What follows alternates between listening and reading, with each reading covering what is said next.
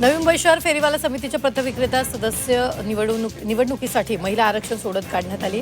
शालेय विद्यार्थिनीच्या हस्ते चिठ्ठ्या काढत महिला आरक्षण सोडत काढण्यात आली आहे। फेरीवाला धोरणाची अंमलबजावणी करावी, पथविक्रेत्यांची निवडणूक प्रक्रिया राबवावी अशी मागणी पथविक्रेत्यांनी केली होती। रिक्षा आणि टॅक्सी चालकांसाठी मराठी सक्ती करण्याचा निर्णय राज्य सरकारने घेतला। 1 मे पासून मराठी सक्ती करण्याच्या निर्णयाला आता आव्हान देण्यात आलं। हायकोर्टाच्या वकिलाकडून या प्रकरणी राज्य सरकारला कायदेशीर नोटीस बजावण्यात आली। हा निर्णय असंवैधानिक, मनमानी आणि भेदभावपूर्ण असल्याचा दावा नोटिशीत करण्यात आला आहे। कोविड काळात जीवाची पर्वा न करता मुंबईकरांच्या सेवेत तत्पर राहिलेल्या बेस्टच्या निवृत्त कर्मचाऱ्यांना 6 वर्षाच्या प्रतीक्षेनंतर कोविड भत्ता मिळाला। बेस्ट कामगार सेनेसह विविध कामगार संघटनांनी आक्रमक भूमिका घेतल्यानंतर बेस्ट प्रशासन जागं झाले। तर 9077 निवृत्त कर्मचाऱ्यांच्या बँक खात्यात कोविड भत्त्याची रक्कम जमा केली आहे। शिवपूर्व पश्चिम भागांना जोडणाऱ्या शिव रेल्वे उड्डाणपुलाच्या पुनर्बांधणीचं काम 15 जुलैपर्यंत पूर्ण करावं असे निर्देश पालिका आयुक्त यांनी दिलेत।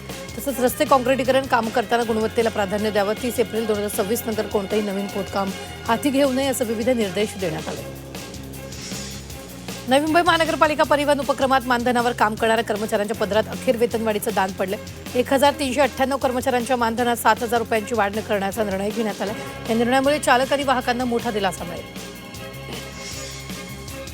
मुंबई महापालिकेकडून नाट्यगृहाची 5%च भाडेवाढ केल्याचा दावा यावेळी करण्यात येतोय। तरी 2022 पासून पूर्वलक्षी प्रभावानं लागू केल्यामुळे प्रत्यक्षात आणखी ही वाढ 20% लागू झाली। त्यामुळे हा बोजा परवडणारा नसल्यानं भाडेवाढ मागे घ्यावी अशी मागणी नाट्य निर्मात्यांनी केली। मुंबई महापालिकेनं 76 मालमत्तांचा लिलाव करण्याचा निर्णय घेतला। अनेकदा नोटिसा बजावून सुद्धा मालमत्ता कराची मूळ रक्कम दंडाचे 789 कोटी रुपये थकवणाऱ्या मालमत्तांच्या लिलावाची प्रक्रिया सुरू करण्यात येणार आहे।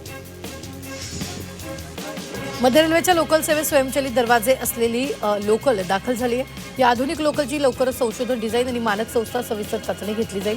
त्यानंतर पुढील निर्णय घेतला जाणार आहे।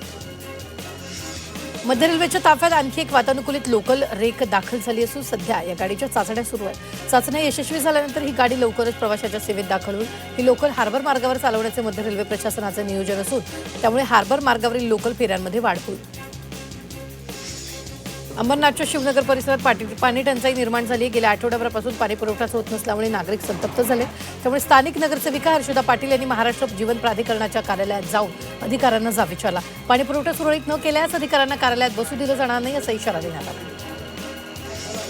मुंबईतील अनेक विभागांमध्ये 5% पाणी कपात करण्यात येणार आहे। जलबोगद्याच्या देखभाल आणि दुरुस्तीचं काम करण्यासाठी 27 एप्रिलपर्यंत पाणी कपात करणार आहे। महापालिकेकडून या कालावधीत दुरुस्तीचं काम करण्यात येणार आहे।